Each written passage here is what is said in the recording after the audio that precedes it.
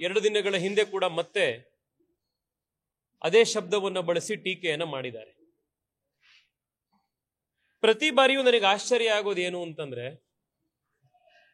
ಸಿದ್ದರಾಮಯ್ಯನವರು ಹಿರಿಯರಿದ್ದಾರೆ, ಲೋಕಾನುಭವ ಇರೋರಿದ್ದಾರೆ, ಆದರೆ ಅವರು ಬಹುಶಃ ಅಮಾವಾಸ್ಯೆಗೂ ಹುಣ್ಣಿಮೆಗೂ ವ್ಯತ್ಯಾಸನೇ ಗೊತ್ತಿಲ್ವೇನೋ, ಅವರಿಗೆ ಹೊರಗಡೆ ಹೋಗೋರು ನೋಡೇ ಇಲ್ವೇನೋ ಅಂತ ಎಷ್ಟೋ ಸತಿ ಭಾಸ ಆಗುತ್ತೆ. ಅಮಾವಾಸ್ಯೆ ದಿವಸನೂ ಸೂರ್ಯ ಇರ್ತಾನೆ, ಹುಣ್ಣಿಮೆ ದಿನನೂ ಸೂರ್ಯ ಇರ್ತಾನೆ. ವರ್ಷದ 365 ದಿನ ಕೂಡ ಪ್ರಕಾಶ ಮಾಡೋದು ಯಾವುದು ಅಂತಂದ್ರೆ ಸೂರ್ಯನೇ. ಅಮಾವಾಸ್ಯೆ ದಿವಸ ಇಲ್ದಲೇ ಇರೋದು ಚಂದ್ರ. ಸಿದ್ದರಾಮಯ್ಯನವರೇ, ಬಹುಶಃ ನೀವು ಈ ಚಂದ್ರನ್ ನೋಡಿ ಪೂಜೆ ಮಾಡೋ ಅಂತ ಜನರ ಜೊತೆಗೆ ಜಾಸ್ತಿ ಇದ್ದು ಅಮಾವಾಸ್ಯೆ ಮತ್ತೆ ಹುಣ್ಣಿಮೆಗೆ ಸೂರ್ಯ ಇರೋದಿಲ್ಲ ಅಂತ ಕನ್ಫ್ಯೂಸ್ ಆಗ್ಬಿಟ್ಟಿದ್ದೀನಿ. ಚಂದ್ರ ಯಾವತ್ತಿರ್ತಾನೆ ಯಾವತ್ತಿರಲ್ಲ, ಪೂರ್ತಿ ಚಂದ್ರ ಇದಾನೋ ಅಥವಾ ಅರ್ಧ ಚಂದ್ರ ಇದಾನೋ, ನಮ್ಮೂರಲ್ಲಿ ಚಂದ್ರ ಕಾಣಿಸಿದ್ನೋ ಅಥವಾ ಬೇರೆ ಊರಲ್ಲಿ ಚಂದ್ರ ಕಾಣಿಸಿದ್ದಕ್ಕೆ ಇಲ್ಲಿ ಪೂಜೆ ಮಾಡಕ್ ಶುರು ಮಾಡಿದ್ರು, ಇದನ್ನೆಲ್ಲ ಮಾಡೋದು ನಾವಲ್ಲ.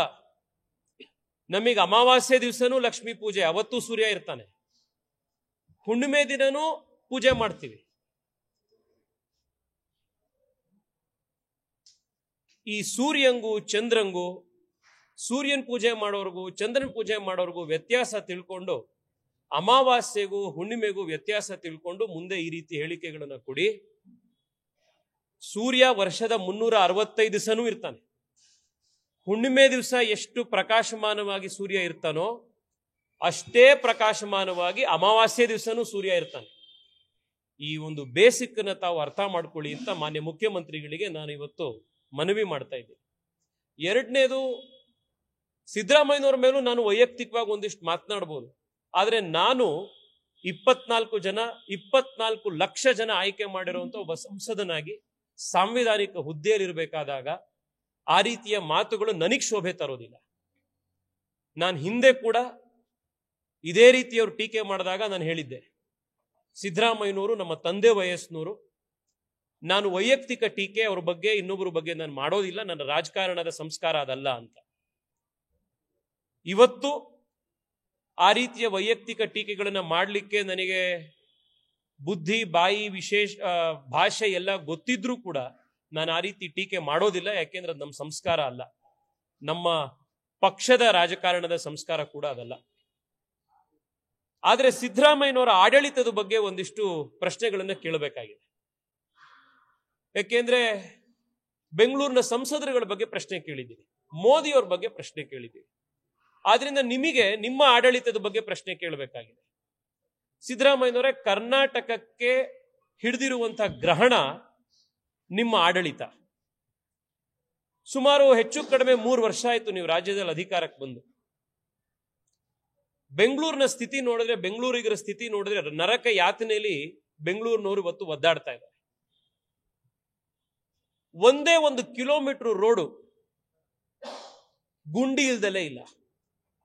ನಿಮ್ಮ ಆಡಳಿತ ಎಷ್ಟು ಚೆನ್ನಾಗಿದೆ ಅನ್ನೋದಕ್ಕೆ ಬೆಂಗಳೂರಿನ ರಸ್ತೆಗಳ ಗುಂಡಿಗಳೇ ಸಾಕ್ಷಿ. ಹಬ್ಬಕ್ಕೆ ಹಾಸನಕ್ಕೆ, ಚಿಕ್ಕಮಗಳೂರಿಗೆ ನೆನ್ನೆ ಮೊನ್ನೆ ಹೋಗಿ ಬಂದಿದ್ವಿ.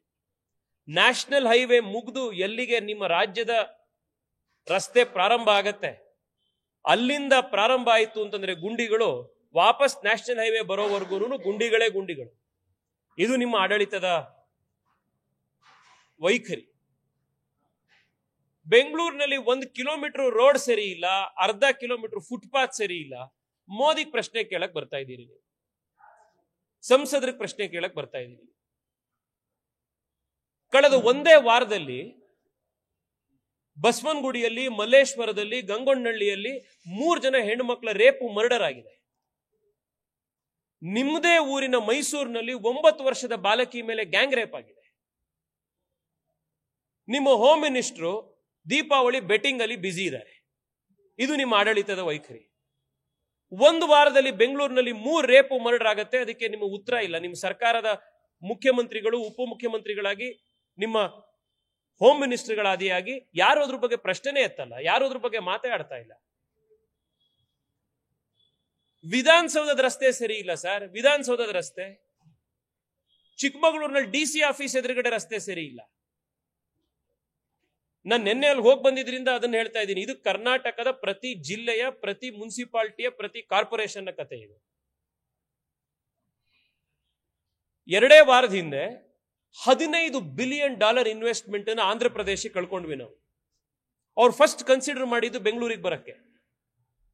ನಿಮ್ಮ ಆಡಳಿತ ನೋಡಿ ಇಷ್ಟು ಸಖತ್ತಾಗಿ ನಡೀತಾ ಇದೆ ಕರ್ನಾಟಕ ಅಂತ ಅವ್ರಿಗೆ ಅನ್ಸಿ ಇಲ್ಲಿ ಬೇಡಪ್ಪ ಅಂತ ಹೇಳಿ ಆಂಧ್ರ ಪ್ರದೇಶಕ್ಕೆ 15 ಗ್ಯಾಂಗ್ ರೇಪ್ಗಳು, ಮರ್ಡರ್ಗಳಾಗ್ತವೆ. ನಿಮ್ಮ ಹೋಮ್ ಮಿನಿಸ್ಟ್ರು ಜೂಜಾಡೋದ್ರಲ್ಲಿ ಬಿಸಿ ಇರ್ತಾರೆ. $15 ಬಿಲಿಯನ್ ಇನ್ವೆಸ್ಟ್ಮೆಂಟ್ ಕರ್ನಾಟಕ ಕಳ್ಕೊಳ್ಳುತ್ತೆ. ನಿಮ್ಮ IT ಮಿನಿಸ್ಟ್ರು RSS ಬ್ಯಾನ್ ಮಾಡೋದ್ರಲ್ಲಿ ಬಿಸಿ ಇರ್ತಾರೆ. ಇದು ನಿಮ್ಮ ಆಡಳಿತದ ವೈಖರಿ. ನ್ಯೂಸ್ ಫಸ್ಟ್, ನಿರ್ಭೀತಿಯಿಂದ ನಿಮ್ಮ ಪರವಾಗಿ.